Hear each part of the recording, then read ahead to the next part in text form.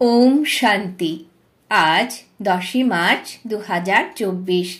অব্যক্ত বাপদাদার মধুর মহাবাক্য। Revise date 13/2/1999। মুরলির সার, শিব অবতরণ আর ইকোনমির অবতার। আজ ত্রিমূর্তি শিব বাবা নিজের অতি প্রিয় মিষ্টি মিষ্টি শালগ্রাম বাচ্চাদের সাথে মিলন করতে এসেছেন। আজকের দিনটি হলো শিব আর শালগ্রামের বিশেষ দিবস। তো বাচ্চাদের সাথে মিলিত হয়ে বাবার খুব খুশি হচ্ছে যে বাচ্চাদের বার্থডে বাবা পালন করতে এসেছেন। আর বাচ্চারা বলছে যে আমরা বাবার বার্থডে পালন করতে এসেছি।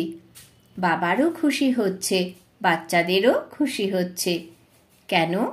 কেননা এই বার্থডে সমগ্র কল্পের মধ্যে পৃথক এবং প্রিয়। সমগ্র কল্পে এই রকম বার্থডে কারোরই পালন করা হয় না। বাবার আর বাচ্চাদের একই সাথে একই সময়ে বার্থডে হয়। এরকম ঘটনা আর কোনো সময়ে কারোরই হয় না। তো প্রথমে বাপ দাদা বাচ্চাদেরকে পদ্ম গুণ অভিনন্দন জানাচ্ছেন। বাচ্চাদের অভিনন্দন অমৃত বেলা থেকে অত্যন্ত হৃদয়ের সাথে হৃদয়ের অভিনন্দন বাপদাদার কাছে পৌঁছে গেছে। বাপদাদা এত সব বাচ্চাদেরকে শালগ্রামদেরকে দেখে এই খুশির গীত হৃদয়ে গাইছেন যে বাহ হারানিধি বাচ্চারা, বাহ বাহ আদরের বাচ্চারা, বাহ বাহ অলৌকিক জন্ম অলৌকিক বার্থডে পালনকারী, বাহ। তো বাপ দাদা প্রত্যেক বাচ্চার জন্য বাহ বাহ এর গীত গাইছিলেন। কেননা এত সংখ্যক বিশ্বের আত্মাদের মধ্যে থেকে কত অল্প সংখ্যক তোমরা বাচ্চারা এই পদম ভাগ্যবান হয়েছ, আর ভবিষ্যতেও ভাগ্যবান থাকবে। অমর ভাগ্যবান অর্ধেক কল্প থাকবে। এক জন্মের বরদান নয়, অনেক জন্মের অমর বরদানে হয়ে গেছ। এরকম বাচ্চাদের নিজেদের সমান কতটা স্মৃতিতে থাকে এই অলৌকিক বার্থডে বা অলৌকিক জন্মের অক্ষুণ্ণ উত্তরাধিকার বাবা বাচ্চাদের জন্মানোর সাথে সাথেই প্রদান করেছেন। জন্মানোর সাথে সাথেই স্মৃতির তিলক প্রত্যেক বাচ্চাকে বাবা দিয়েছেন। তিলক লাগানো আছে, তাই না? ব্রাহ্মণ জীবন আছে তো তিলকও অবিনাশী আছে। ব্রাহ্মণদের ললাটে তিলক, এটা হলো শ্রেষ্ঠ ভাগ্যের লক্ষণ। তো তোমরা সবাই আর চারিদিকের বাচ্চারা দূরে বসে থেকেও অত্যন্ত উৎসাহ উদ্দীপনার সাথে এই পৃথক এবং প্রিয় বার্থডে পালন করছো, তাই না? সবাই এই কারণে খুশিতে আছো যে বাবা আমাদের বার্থডে পালন করছেন আর আমরা বাবার বার্থডে পালন করছি। কত খুশি হচ্ছে। খুশি পরিমাপ করতে পারো? পরিমাপ করা যায়? এই দুনিয়াতে এই অলৌকিক খুশি পরিমাপ করার সাধন বের হয়নি। যদি তোমাদেরকে বলে যে সাগরের মতো খুশি আছে, তো কি বলবে? বলবে যে সাগর তো কিছুই নয়। আচ্ছা, আকাশের মতো আছে? তো আকাশের থেকেও উঁচুতে তোমাদের ঘর, তোমাদের সূক্ষ্ম বতন আছে। তাই খুশি মাপার জন্য কোনো মাপযন্ত্র বের হয়নি, আর বের হবেও না। এতটা খুশি হচ্ছে তো এক হাতের তালি বাজাও। সবাই তালি বাজালো, খুশি হচ্ছে। এতে তো সবাই হাত তুলেছে, অভিনন্দন। এখন দ্বিতীয় প্রশ্ন হলো, বাপ দাদা সর্বদা বাচ্চাদেরকে প্রস্ফুটিত আত্মিক গোলাপের রূপে দেখতে চাইছেন। অর্ধেকটা প্রস্ফুটিত নয়, সদা আর সম্পূর্ণ। প্রস্ফুটিত ফুল কত মনোরম হয়, দেখলেই ভালো লাগে। আর যদি একটু শুকিয়ে যায় তখন কি করো? দূরে সরিয়ে রাখো। বাপ দাদা দূরে সরিয়ে দেন না, কিন্তু তারা নিজে থেকেই দূরে সরে যায়। আজ তো হলো উৎসব পালন করার দিন। মুরলি তো সর্বদাই শুনতে থাকো। আজ অত্যন্ত খুশিতে মনে মনে নাচো আর গাও। মনে মনে নাচো, পা দিয়ে নয়। শারীরিকভাবে নাচতে শুরু করলে তো চরম বিশৃঙ্খলার সৃষ্টি হবে।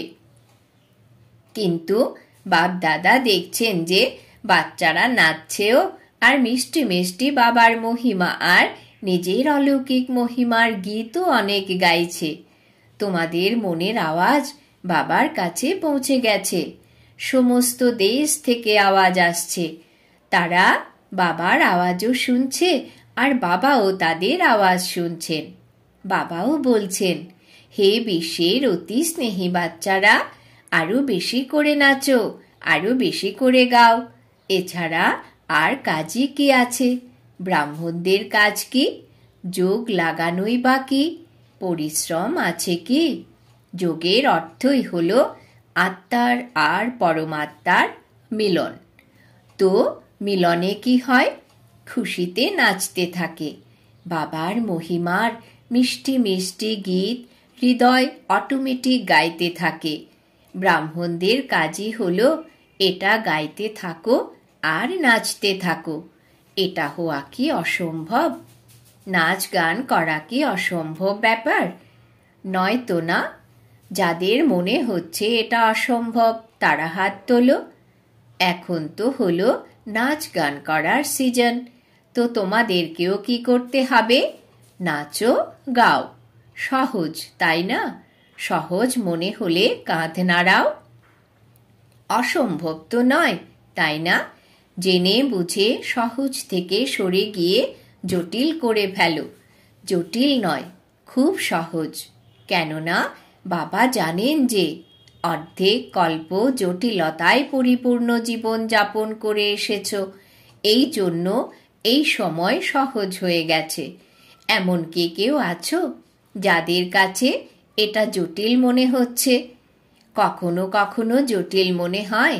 যেরকম কেউ চলতে চলতে রাস্তা ভুল করে অন্য রাস্তাতে চলে যায়, তো তখন কঠিন মনে হয়, তাই না? জ্ঞান মার্গ দুরূহ নয়।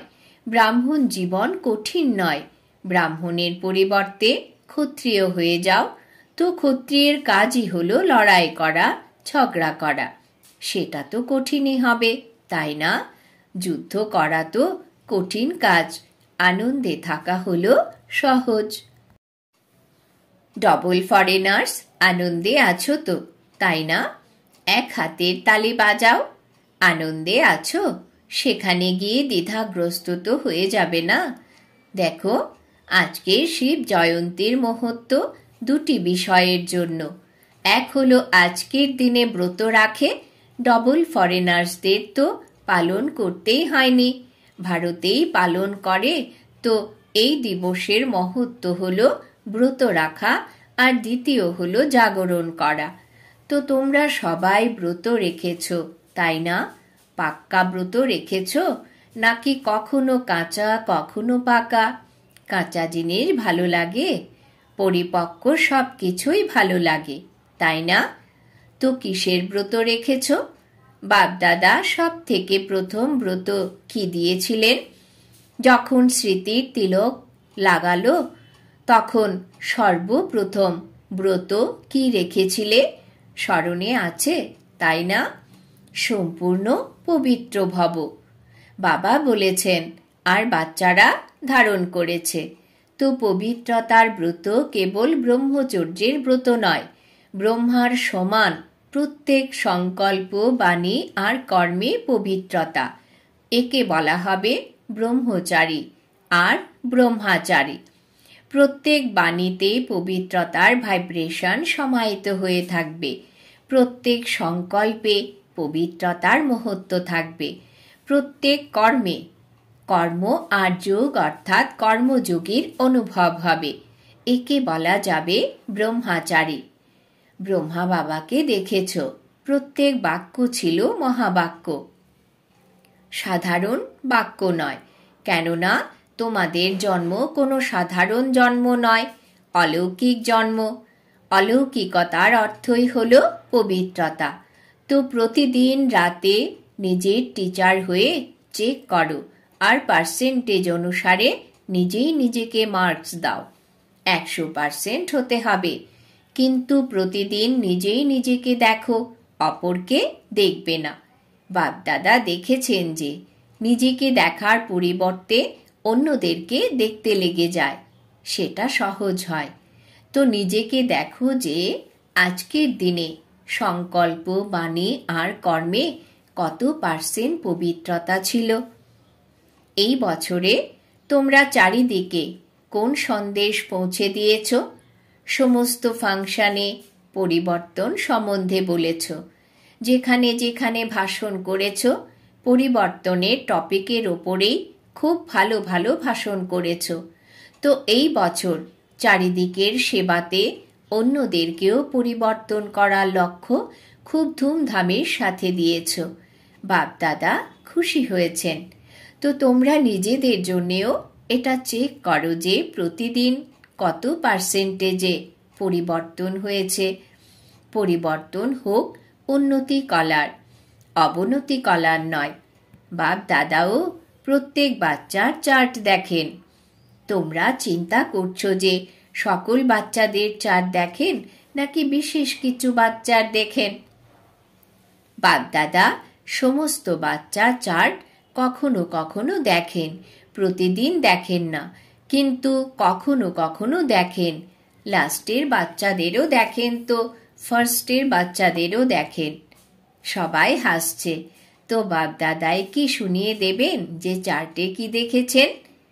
আজ তো আনন্দ করার দিন, সেই জন্য শোনাচ্ছেন না, কিন্তু পরবর্তীকালের জন্য ইশারা দিচ্ছেন যে আজকের দিনের যে মুহূর্ত আছে, ব্রত নেওয়া অর্থাৎ দৃঢ় সংকল্প নেওয়া।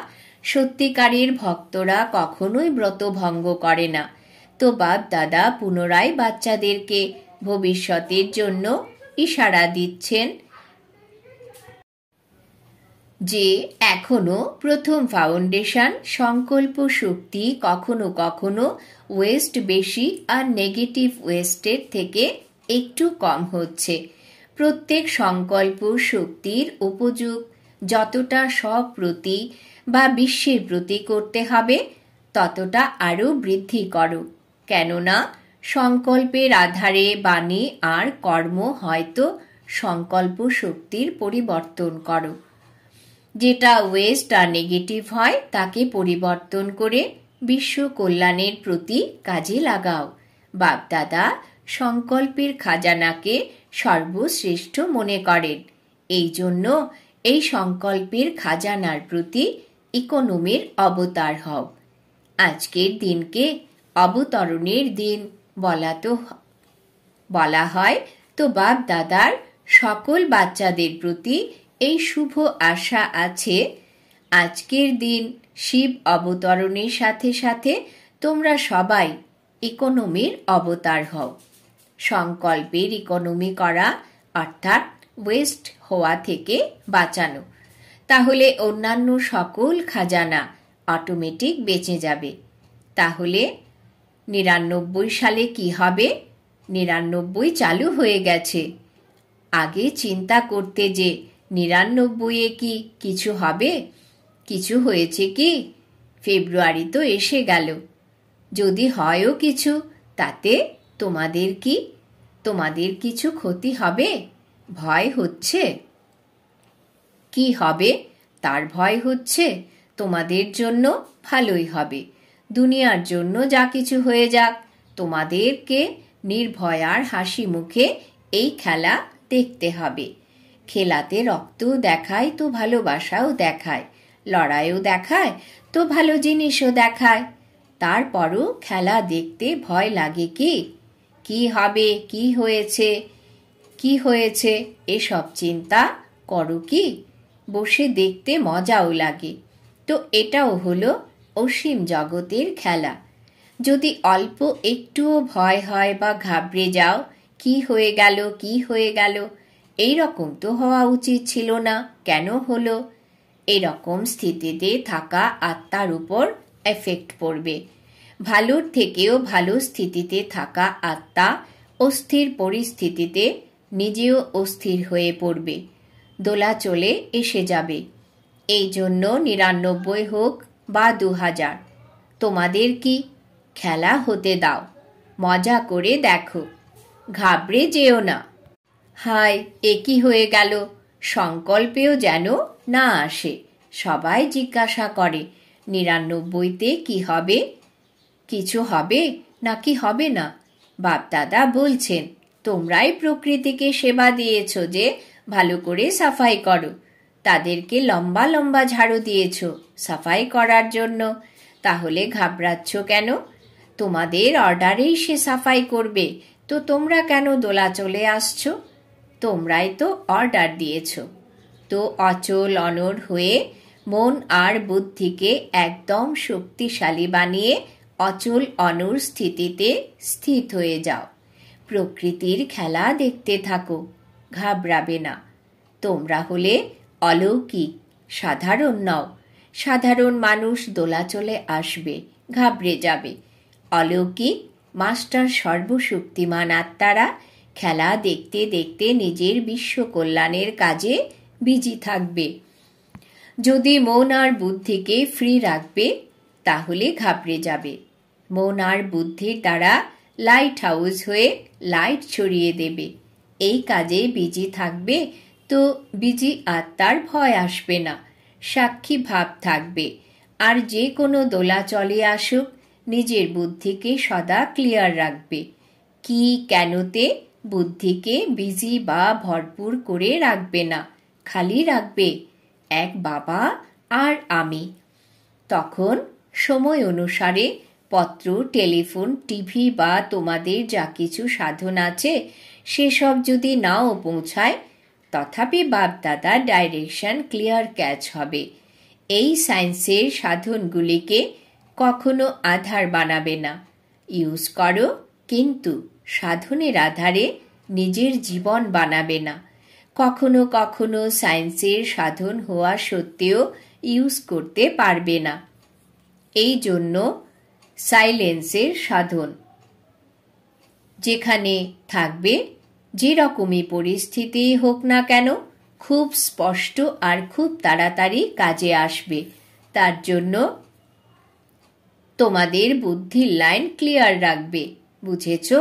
তোমরাই তো আহ্বান করো যে তাড়াতাড়ি গোল্ডেন এজ এসে যাক। তো গোল্ডেন এজের জন্য এই সাফাই চাই, তাই না? তো প্রকৃতি ভালোভাবে সাফাই করবে। তো আজকের দিনে শুধু সংকল্প নয়, দৃঢ় সংকল্প কোনটা করেছ? ইকোনমির অবতার হতেই হবে। সংকল্পে, বাণীতে, সাধারণ কর্মে ইকোনমি। আর দ্বিতীয় কথা হলো, সদা বুদ্ধিকে ক্লিয়ার রাখবে। যাকে অন্যভাবে বাবা বলেন সত্য হৃদয়ে সাহেব রাজি। সত্য হৃদয়, স্বচ্ছ হৃদয়। বর্তমান সময়ে সত্যতা আর স্বচ্ছতার প্রয়োজন আছে। হৃদয়েও সত্য, পরিবারেও সত্য, আর বাবার কাছেও সত্য। বুঝেছ? আজকের দিনে বলার কথা ছিল না, কিন্তু বলে দিলাম। বাপদাদা তোমাদেরকে ভালোবাসেন, তাই না? তাই বাচ্চাদের অল্প একটু দুর্বলতাও বাবা দেখতে পারেন না। বাপদাদা সদা প্রত্যেক বাচ্চাকে নিজের সমান সম্পূর্ণ দেখতে চাইছেন। চারিদিকে দোলাচল, প্রকৃতির সমস্ত তত্ত্ব খুব দোলাচল সৃষ্টি করছে। কোনো দিকই দোলাচলের থেকে মুক্ত নয়। ব্যক্তিদের দ্বারা দোলাচল, প্রকৃতিরও দোলাচল। এই রকম সময়ে যখন সৃষ্টিতে চারিদিকে দোলাচল হচ্ছে, তো তোমরা তখন কি করবে? সেফটির সাধন কি? সেকেন্ডে নিজেকে বিদেহী, অশরীরী বা আত্ম অভিমানী বানিয়ে নাও। তাহলে দোলাচলের মধ্যেও অচল থাকতে পারবে। এতে টাইম তো লাগবে না। কি হবে? এখন ট্রায়াল করো। 1 সেকেন্ডে মন বুদ্ধিকে যেখানে চাও সেখানে স্থির করতে পারো? বাবা ড্রিল করালেন। একে বলা হয় সাধনা। আচ্ছা, দেশ বিদেশের চারিদিকের বাবার লাভে লাভলেন আত্মাদেরকে সদা নিজেকে ব্রহ্মচারী স্থিতিতে স্থিত করা স্নেহী সহযোগী বাচ্চাদেরকে সদা একনামী আর ইকোনমিকে কার্যে প্রয়োগকারী সাহসী বাচ্চাদেরকে, সদা দোলাচলেও অচল থাকা নির্ভয় আত্মাদেরকে, সদা মজাতে থাকা বাবার সমীপ বাচ্চাদেরকে বাপদাদার স্মরণের স্নেহসুমন আর নমস্কার। আমরা আত্মারূপী বাচ্চারা আমাদের মাতা পিতাকেও জানাই স্মরণের স্নেহসুমন নমস্কার। বাচ্চাদের সমস্ত কার্ড বাবার কাছে পৌঁছে গেছে। বাপদাদা দেখছিলেন সবাই জন্মদিনের কার্ড আর ফরেনার্স ভালোবাসা দিবসের কার্ড পাঠিয়েছে। তো ভালোবাসার সাগর বাবা সমস্ত বাচ্চাদেরকে শিবরাত্রির সাথে সাথে ভালোবাসায় লাভলিন দিবসেরও অভিনন্দন জানাচ্ছেন। অভিনন্দন, অভিনন্দন, অভিনন্দন। আমরাও বাপদাদাকে জানাই অনেক অনেক অভিনন্দন। চারিদিকের দেশ, শহর, গ্রাম, চারিদিকের বাচ্চাদেরকে সবার আগে ছোট ছোট গ্রামের বাচ্চাদেরকে স্মরণের স্নেহসুমন আর অভিনন্দন।